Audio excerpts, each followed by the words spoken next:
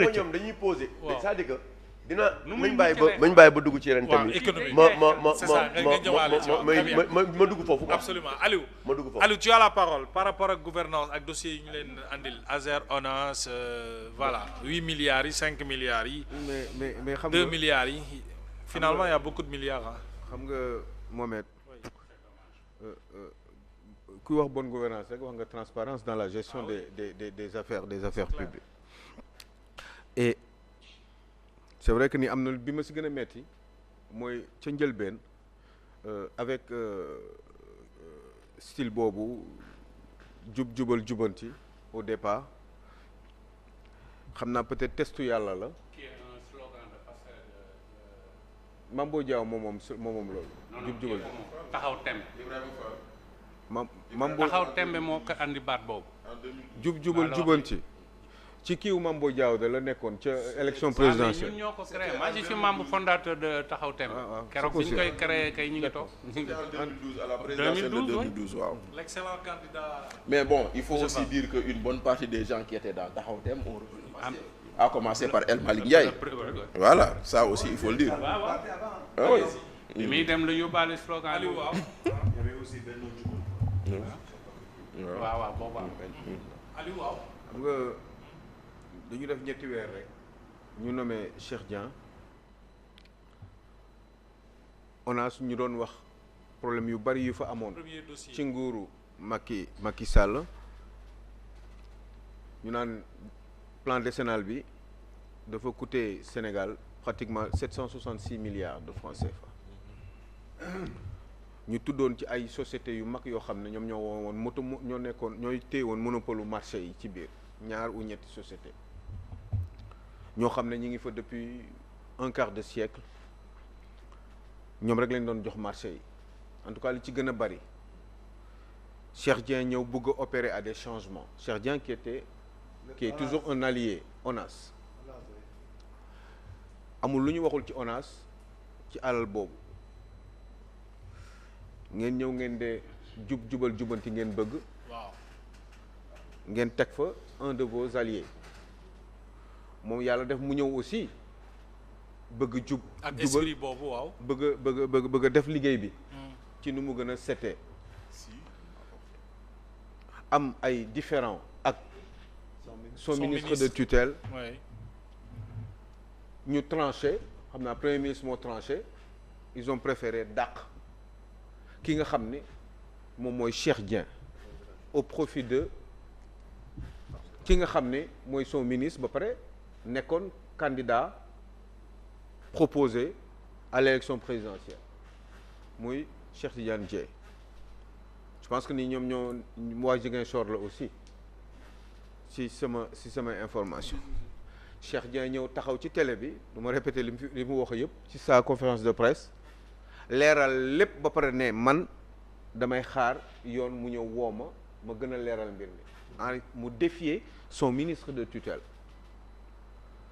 eh ben depuis ñu ne ko Cheikh Dieng xanaa ma ndiix bàjjo xanaa doo fi jaar wax bi dafay jeex ba léegi ba tey kenn waxu ci foofu rek ñetti weer foog naa ni ci lay nguur gi doon doog a yegsi kon ku bëgg a jubal jubanti ku bëgg a jubal jubanti eh ben je pense que ni loolu exemple premier la woon pour wane ñoom lan la ñu mën ak lan la ñu capable est-ce que ñi ngi jóg nañu pour dox ci jubal jubanti eh ben ça n'a pas été fait xel yi commencé di douter Omar wax nga ko léegi ñu dem ci Azer coow gi bari na wax nañ fa benn commission un peu moins de 5 milliards. bu ne mër 5 milliards ba léegi kenn mënul wax. waaw kenn mënul wax xaalis boobu fan la jaar te information boobu mi ngi jógee foog naa ca ña joxe commission ba. parce que ils ont ñu ne avance de démarrage 37 milliards génn na. waaw te travaux amul. dara amul te juróomi milliards génn na ci 37 milliards yooyu.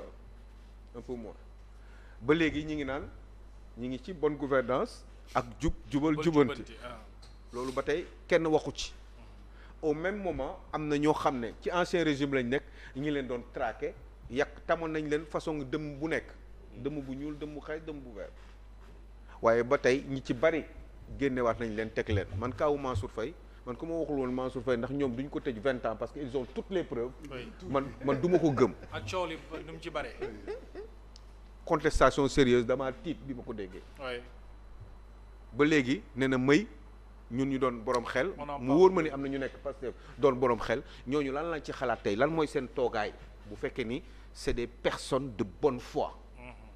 lan moo ci seen xalaat est-ce que dañu war a muñ wala est-ce que dañu comment ils doivent se comporter au jour d'aujourd'hui. si je puis dire.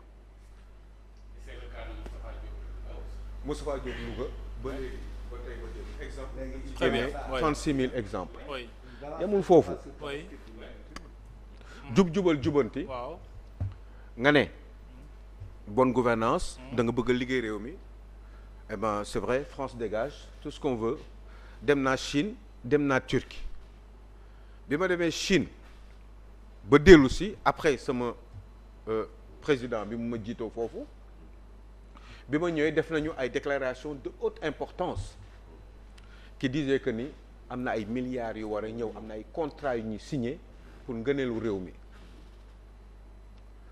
tey ji nii lu minimum affaire bi war na def juróom benni weer wala ci la yam ba tey ba démb dégguñu dara biñ fi ñëwee nag fii dama fi toogoon ma ne leen yu mel ni doo ñëw rek nga ne am na ay contrats yu ñu signé des milliards machin des bailleurs des opérateurs qui vont débarquer au Sénégal ay milliards et milliards gars yi dañuy war a ñëw pour teg ko ci réew mi ci ay projets d'investissement productif nga dem Turquie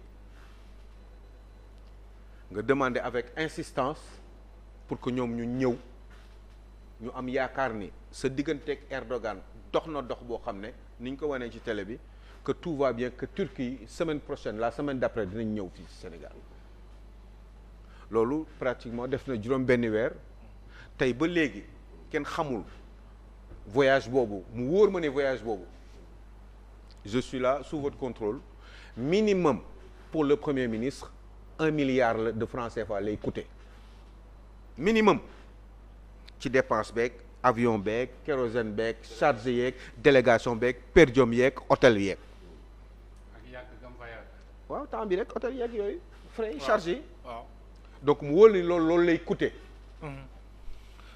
waan dégg nag ñu naan Jacques Chirac dafa naan dañ moom la ñu daan wooyee VRP Chirac le VRP parce que fu mu daan dem da daan yóbbu ay chef d'entreprise ay opérateur économique yëpp la daan àndal dëkk bu muy dem pour présenter leen ay nit te déggoon na am na ay chef d'entreprise au Sénégal dañuy obligé woon dem sax jël seen avion bopp dem ba foofu pour jéem am ay possibilités ndax ñu mun leen présenter ay nit te gisuñu woon jour boobu nii la ñu dellu siwaatee bredouille très bien kon de man wax dëgg yàlla waaw bu ñu nee bonne gouvernance dina fi la amuñu fi nuñ fiy gouverner dina la jaaxal parce que de toute façon Très bien. y a rien à gouverner parce que réew mi ci boppam luy gouverner la luy gouverner Moo teg- bonne gouvernance mooy la gouverner avec quoi avec de l'argent Oui. qui fait tourner l'économie Oui, oui. ça ne marche pas parce que il n'y a pas d'argent ci loolu la ñuy dugg question bi moo nag ci loolu la ñuy dugg si léegi dégg naa ñu wax lu nekk buñ ci naree dugg après mais Waaw. au moins ma sànni leen benn waaw baat mooy man ci àdduna bi xëy na des fois monsieur Diop day wax ay wax pourtant du ñuy bokk ay sources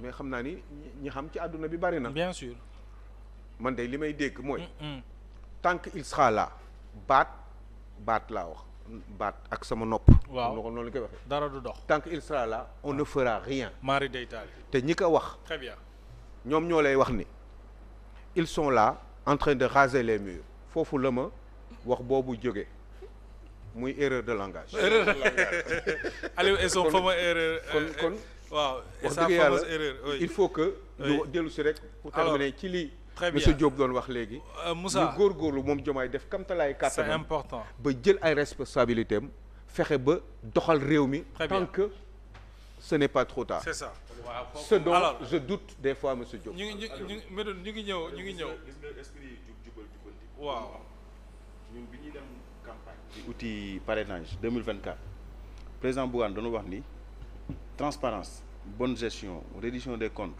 loolu dafa war a nekk loo xam c'est systématique et da nga ko war di def même parfois à mi-parcours da nga ko war di def à mi-parcours te loolu dañ ko war a dugal ci constitution bu Sénégal intégré ko nga xam ni dañuy wax gestion axée sur le résultat oui maanaam yow li lay nattal comme budget chaque année dañ la war a évaluer ba xam yow très bien objectif yi nga xam moom lañ la fixé woon ba xam Oui. atteindre nga ko très bien alors te loolu nag pour mu am pour mu am aussi il faut ñu am des corps de contrôle yoo xam ne da leen di outiller nga xam ni duñ nekk sous pression de leur tutelle wala duñ nekk sous pression chapelle politique yeeg yooyu te imaginez boo jëlee ku mel ni ku nekk OFNAC nga nommé ko ba pare mu war a dem saytu liggéeyu Waly Diouf Bodian mais ban pression lay am solidarité gouvernementale moo tax ñooñu appel à candidature lañ leen fa war a tegee mais ñii ñàkk a jub moo waral tey ñañ fa fekkoon sax ñi tege leen fa appel à candidature ba ñëw da leen a gome nommé fa ay nit loolu la ñu def. très bien alors Moussa bu ñu desee ci rapport d'exécution budgétaire trimestre 3 bi nga xam ne génn na